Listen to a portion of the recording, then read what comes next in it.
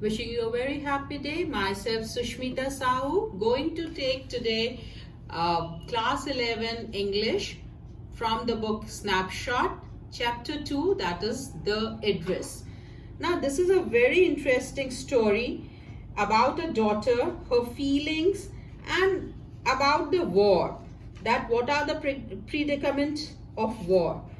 चलिए आज हम एक लघु कथा पर देखते हैं जो कि एक बेटी के बारे में है जो युद्ध के बाद अपनी माँ के सामान की तलाश में हॉलैंड जाती है। वहां उन्हें ढूंढती हैं तो वस्तुएं जो उसके पहले उसके जीवन का एक पार्ट हुआ करती थी उसकी यादों को ताजा कर देती है और कैसे वो संकल्प लेती है कि चलो अब ये चीजें मेरे यूज की नहीं है। तो चलिए पहले हम एक शॉर्ट समरी देखेंगे इसकी और फिर उसके बाद क्वेश्चन एंड आंसर्स करेंगे। So let's start with the summary. Now this is the villa shown about the address where the girl goes.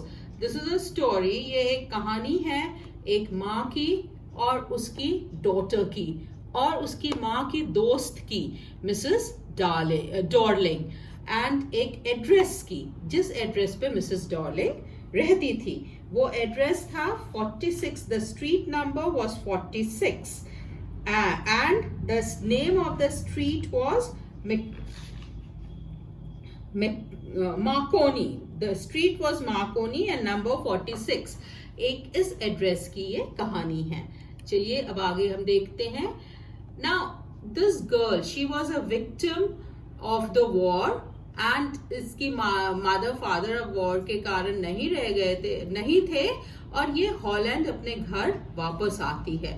तो इसने देखा था कि वॉर के पहले जब ये अपनी मम्मा के साथ रहती थी and she was a young girl, she had seen that उसकी मदर जो वैल्यूएबल बिलोंगिंग्स थे वो उन्होंने अपनी एक दोस्त को दिए थे जिनका नाम था मिसेस डॉर्लिंग एंड वो रहती थी मैक्रोनी स्ट्रीट में हाउस नंबर 46 पे। ये अपनी मदर को जब वो चीजें देते हुए देखती हैं तो ये पूछती भी है, डॉटर पूछती है अपनी मदर से कि why are you giving everything, आप अपना सब सामान उनके पास उनको क्यों दे रहे हो।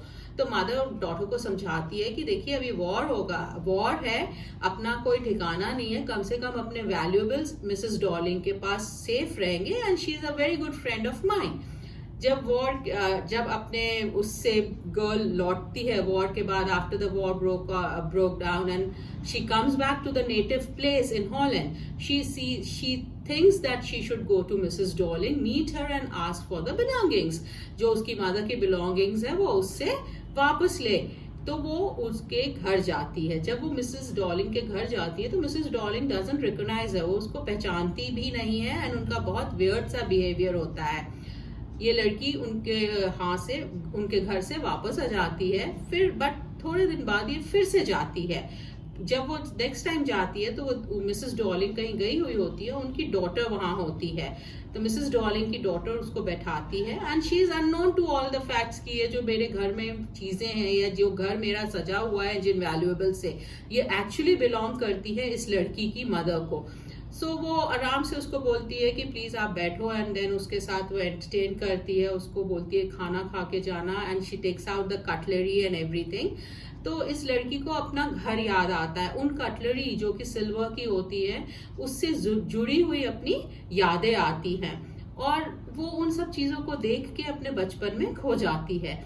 फिर जबकि उसकी जो मिसेस डॉर्लिंग की डॉटर है उसको तो ये पता ही नहीं होता है कि ये एक्चुअल पोजीशन ये इस लड़की का है, इस लड़की की मदर का है। सो शी इज उन सब चीजों से अनभिज्ञ के लड़की अपनी चीजें दिखाती हुई और अपने आप को बहुत प्राउड फील करते हुए सब ऑथर को दिखाती है और अपने बारे में बताती जाती है। Then the author sitting there she realizes कि अब इन चीजों का उसकी लाइफ में कोई वैल्यू नहीं है क्योंकि वो अब एक छोटे से रेंटेड घर में रहती है, वो इतना सब सामान लेके क्या करेंगी। और यहाँ पे ये जो लड़की है जो डॉर्लिंग की डॉटर है ये अब इन सब चीजों से अटैच हो चुकी है। सो शी फील्स कि मुझे अब ये सब छोड़ देना चाहिए। She now see here in the end it's given in the summary, she now had no desire to possess her mother's belonging. Thus she leaves the home and thought of forgetting the address and the thought of ever getting those things back. और ultimately वो अपने मन को समझा लेती है कि ये चीजें अब मेरे लिए कोई इम्पोर्टेंस की नहीं है. इसमें हमें ऑथर ने बहुत अच्छे से ये बताया है, इनकी ऑथर है मार्गा मिनको. ये बहुत अच्छे से बताया है कि कुछ चीजों से हम बहुत जुड़े होते हैं, पर फिर धीरे धीरे समय के साथ हमें रियलाइज होता है कि उन चीजों का महत्व आज हमारी जिंदगी में उतना नहीं है. और अगर हम संकल्प कर लें तो फिर हम चीजों को भूल भी सकते हैं या भूलने की कोशिश कर सकते हैं. इस तरह अपने मन में ये विचार लिए ऑथर वापस अपने रेंटेड हाउस पे लौट जाती है. With this, let's start with the question and answers. So, to sum up the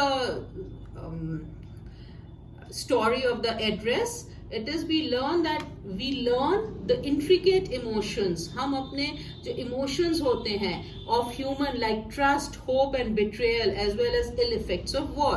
इस कहानी में हमें अपने इमोशंस, एक ह्यूमन के इमोशंस के बारे में पता चलता है, कैसे लोग एक में पे विश्वास करते हैं और कैसे लोग धोखा दे देते हैं, और कितना इल इफेक्ट होता है, कितने वॉर के कारण कितना इल इफेक्ट होता है कि लोग अपनी कितनी सारी चीजें, अपनी यादें, अपनी जिंदगी खोते हुए चले जाते हैं. With this we'll be doing the question and answers. So here comes the first question. Have you come back? Said the woman. I thought that no one had come back. Does this statement give some clue about the story? If yes, what it is? Yes, this statement gives some clue about the story. During the early part of the war, Mrs. Darling had shifted the important belongings of her acquaintance Mrs. S. Mrs. S मतलब जो author है उनकी माँ, या जो लड़की है जो गई हुई है मिसेस डॉलिंग के घर, उनकी माँ, फ्रॉम हर हाउस टू 46. मतलब उन्होंने अपना सामान मिसेस डॉलिंग के यहाँ शिफ्ट किया था, बहुत वैल्यूएबल शिफ्ट किए थे, और किस तरह ग्रीडी होके मिसेस डॉलिंग ने कोई भी सामान उनको नहीं लौटाया. Now next is question number 2. The story is divided into pre-war and post-war times. What hardship do you think the girl underwent during these times? ये जो स्टोरी है ये दो भागों में डिवाइडेड है. एक प्री वॉर मतलब वॉर के पहले की, और एक पोस्ट वॉर मतलब वॉर के बाद की. तो आप क्या सोचते हो कि लड़की को कितनी, जो ऑथर है उनको कितनी हार्डशिप सहनी पड़ी होंगी? देखिए, ये आपसे पूछा गया है तो इसको बेसिकली आपको रिप्लाई करना चाहिए स्टोरी पढ़ के, उसके बाद अपने मन से. इसका आंसर मैंने दिया है, आप टोटली इस आंसर को चेंज भी कर सकते हैं क्योंकि ये आपके व्यूज आने चाहिए. अपन ने इस स्टोरी में प्री वॉर में पढ़ा है कि कैसे लोग अपने सामान, जो अपनी वैल्यूएबल्स है, उनको सुरक्षित रखने के लिए एक में एक पे विश्वास करके अपने दोस्तों के घर सुरक्षित रखे ताकि बाद में वो उसका उपयोग कर सके. ऐसा करते हैं before the war. And after the war जब नेक्स्ट पीढ़ी या जब अपन जाते हैं उन चीजों को लेने, तो हमें किन कठिनाइयों का सामना करना पड़ता है वो बताया गया है. Question number 3 is, why did the narrator of the story want to forget the address? Now, who is the narrator? Narrator is Mrs. S की daughter, और जो कि इस कहानी की लेखिका है, जिनका की नाम है, जैसा कि मैंने अभी आपको बताया था, उनका नाम है मार्गा मिनको. किस तरह उनने अल्टीमेट संकल्प लिया कि अब मुझे इन सब चीजों को याद करके कोई मतलब नहीं है, मैं इन सब चीजों का अब क्या करूंगी. इस तरह वो आगे. So now we come to question 4. The address is a story of human predicament that follows war. Comment. जो एड्रेस स्टोरी है ये एक ह्यूमन के भावनात्मक रूप से जुड़ी हुई है वॉर से, कि वॉर के बाद उनको कैसा लगता है. तो इस पे आपका कमेंट चाहिए. तो इसमें what I have written is, the war creates many difficulties and unpleasant situations for human beings. Sometimes it becomes difficult to know what to do. The human predicament that follows war is amply illustrated through the experience of the narrator. Narrator is the girl, Mrs. S की daughter. The war has caused many physical difficulties as well as emotional sufferings to her. She has lost her dear mother. She went to 46 Marconi Street to see her mother's valuable possessions. However greedy and careless human being can become is exemplified by the behavior of Mrs. Dorling. She has stored all the valuable belongings of the narrator's mother, but she refused to recognize the narrator. तो इसमें हमें ये बताया गया है कि कैसे जो हमारी पूरी स्टोरी है उसके बारे में हम यहाँ लिख सकते हैं. We can use more easy words if we want, and we can shorten the answer also.